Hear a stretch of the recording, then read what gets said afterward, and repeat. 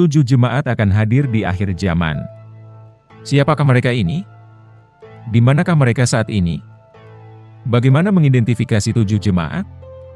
Apakah Anda tahu bahwa 7 jemaat adalah menorah yang diletakkan di ruang kudus yang terdapat di dalam bait suci? Hari-hari kedatangan Yesus Kristus sudah semakin mendekat dan di depan mata. Menurut pandangan kami saat ini adalah masa menuju akhir zaman. Tentu saja kami bisa saja salah, tetapi kemungkinan untuk benar tetaplah ada. Pengertian akhir zaman akan lebih baik bila didasari pengetahuan mengenai Taurat. Untuk itu kami sangatlah menyarankan mendengarkan konten berikut, karena sangatlah berhubungan dengan apa yang akan kami bahas.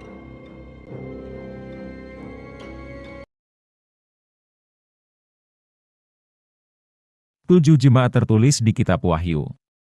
Mereka adalah jemaat Efesus, Smyrna, Pergamus, Tiatira, Sardis, Philadelphia, dan Laodikia. Apakah 7 jemaat ini hanya ada di masa para rasul? Bila ini adalah jemaat-jemaat yang hanya hidup di masa akhir zaman, bagaimana dengan jemaat-jemaat lainnya? Bagaimana dengan jemaat Tesalonika yang mana Rasul Paulus memberikan begitu banyak nasihat agar mereka tetap dengan iman, kasih dan ketekunannya? Bagaimana juga dengan jemaat di Kolose yang disebut sebagai saudara-saudara yang kudus? Mengapa mereka tidak disebut sebagai salah satu dari 7 jemaat? Mengapa hanya 7 jemaat yang disebutkan?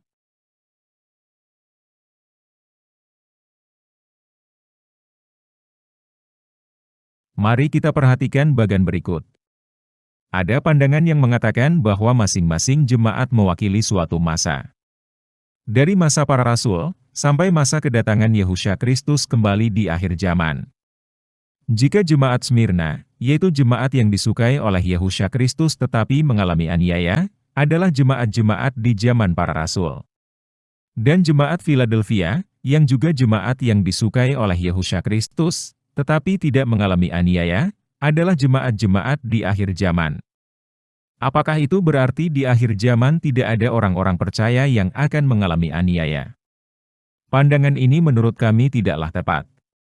Karena menurut apa yang kami pelajari semua jemaat-jemaat, atau orang-orang percaya, akan mengalami aniaya di akhir zaman sebelum masa kebangkitan, termasuk jemaat Philadelphia.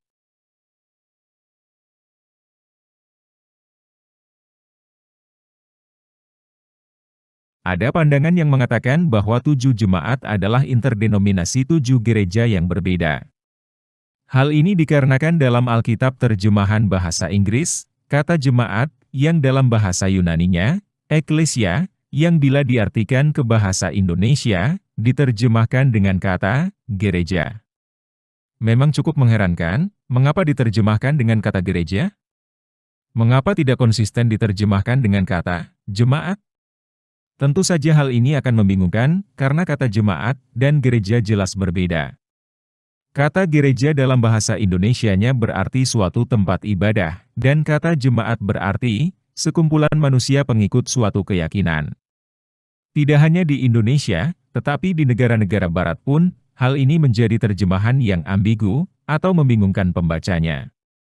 Dalam hal ini Torah 30 menit tidaklah sependapat penggunaan kata gereja, melainkan lebih setuju bila tetap menggunakan kata jemaat.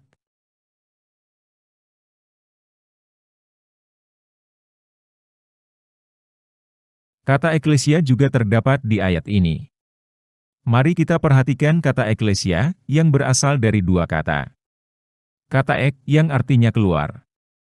Dan kata kahleo, yang artinya dipanggil, atau diundang. Jadi arti kata eklesia adalah dipanggil, atau diundang keluar. Pertanyaannya adalah, dipanggil dari mana, dan menuju kemana? Bila konteks eklesia ada di Perjanjian Baru, tentu saja berarti dipanggil dari dunia menuju Kristus. Tetapi apakah arti yang lebih mendalam? Kita kembali ke Kisah Para Rasul 7 ayat 38. Nabi Mose di Gunung Sinai menerima Taurat-Taurat yang berasal dari Yahwa Bapa, sebagai perantara antara Yahwa Bapa dengan sekumpulan orang-orang, atau jemaah, yang dalam bahasa Yunaninya eklesia. Dan siapakah orang-orang yang dimaksudkan? Perhatikan ayat berikut. Yahwa Bapa menyuruh Nabi Mose mengatakan kepada keturunan Yakub dan kepada Bani, atau suku bangsa Israel. Menarik sekali ayat ini. Mengapa menggunakan ungkapan keturunan Yakub? Bukankah Yahwa Bapa sendiri yang menggantikan nama Yakub menjadi Israel? Mengapa ada dua kelompok? Apakah hanya keturunan langsung Abraham, Ishak dan Yakub saja yang ada di Gunung Sinai? Tentu saja tidak. Tetapi orang-orang yang ada di sana berasal dari berbagai suku bangsa yang bersama-sama keluar dari tanah Mesir. Jadi jelas sekali eklesia artinya adalah sekumpulan orang, baik itu keturunan Yakub ataupun non-Yakub, baik keturunan Yahudi dan non-Yahudi, yang datang ke Gunung Sinai mendengarkan Taurat-Taurat yang berasal dari Bapa di sorga. Apakah kata, ataupun istilah eklesia, adalah istilah baru yang hanya terdapat di Perjanjian Baru? Ataukah sebenarnya konsep ini sudah ada di masa Perjanjian Lama, tepatnya di kitab-kitab Taurat?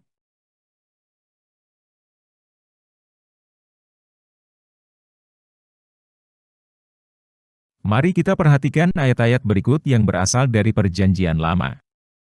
Kami tidaklah setuju penggunaan kata bangsa, karena kata bangsa bahasa Ibraninya goyim. Sementara ayat ini menggunakan kata Ibrani, ini, yang berarti orang-orang, ataupun manusia-manusia yang tidak terbatas dari satu suku bangsa tertentu saja. Jelas sekali Yahwa Elohim tidak berfirman hanya kepada golongan tertentu saja, ataupun keturunan tertentu, tetapi kepada semua orang yang ada di sana pada saat itu, yang mau mendengarkan Taurat-Tauratnya. Perhatikan kata kumpul, yang dalam bahasa Ibraninya, kahel, yang dalam bahasa Yunaninya, eklesia. Istilah kahel, atau eklesia, yang berarti sekumpulan orang-orang, pertama kali digunakan di ayat ini. Jelas sekali kata eklesia mengacu kepada orang-orang yang tidak terbatas dari garis keturunan.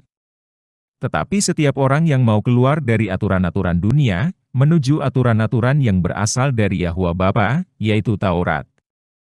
Apakah kumpulan orang-orang ini akan sungguh-sungguh mau melakukan semua Taurat? Tidak. Kumpulan orang ini, yang dalam bahasa Ibraninya kahel, atau eklesia, akan terbagi-bagi menjadi beberapa kategori karakter kehidupan orang-orang percaya.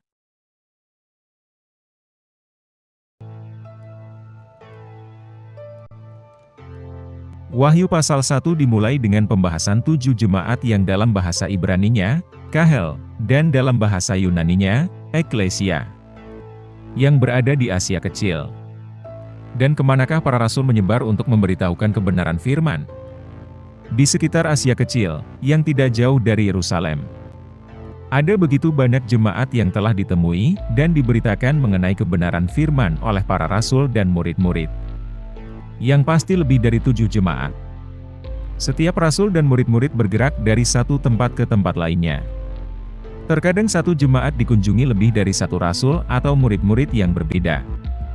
Dan mereka akan menceritakan, ataupun memberikan kesaksian pelayanan mereka di jemaat yang berbeda.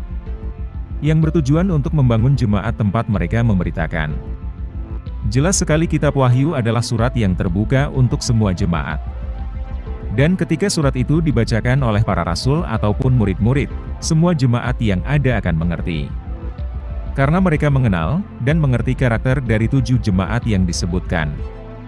7 jemaat adalah simbol, 7 jemaat adalah karakter orang-orang percaya yang hidup pada masa rasul-rasul, dan juga saat ini, yaitu masa menuju akhir zaman.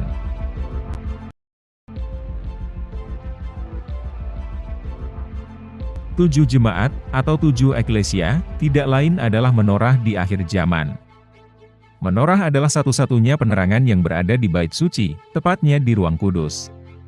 Fungsinya cuma satu. Agar setiap orang yang masuk ke Ruang Kudus, menuju Ruang Maha Kudus, yang dibatasi oleh tirai, masuk ke dalamnya, dan melihat Taurat-Taurat yang berasal dari Yahwa Bapa. 7 jemaat adalah menorah di akhir zaman, sekumpulan orang-orang percaya yang hidup di masa menjelang kedatangan Yehusha Kristus, yang bertujuan hanya satu. Memberitakan kebenaran dan melakukan semua Taurat Yahwa Elohim.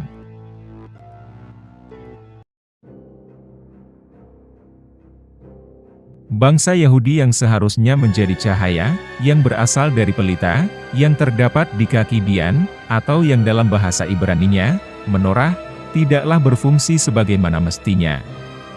Hal ini dikarenakan larangan dari pemuka-pemuka agama Yahudi untuk menyebarkan Taurat-Taurat kepada non-Yahudi, yang mana sudah kami bahas di konten sebelumnya. Sehingga para rasul dan murid-murid yang mayoritas berasal dari bangsa Yahudi, yang berjalan bergerak memberitakan kebenaran Taurat-Taurat, yang dimulai dari bangsa Yahudi itu sendiri, yaitu daerah Yudea, bergerak ke arah Samaria, berikutnya ke Yunani, dan Asia Kecil. Daerah-daerah jajahan Romawi untuk memberitakan kepada bangsa non-Yahudi. Dan sekarang sampai ke masa akhir bumi, yang dalam bahasa Yunaninya, eschatos. 7 jemaat adalah menorah di akhir zaman, tersebar di seluruh permukaan bumi. Mereka tidaklah hanya berasal dari satu suku bangsa, melainkan dari pelbagai bangsa. Mereka bisa berkelompok, tetapi bisa juga sendiri-sendiri. Mereka semua menyatakan apa yang mereka yakini melalui tindakan dan juga pengajaran. Karena mereka adalah cahaya bagi dunia, dan juga semua orang-orang di sekitar.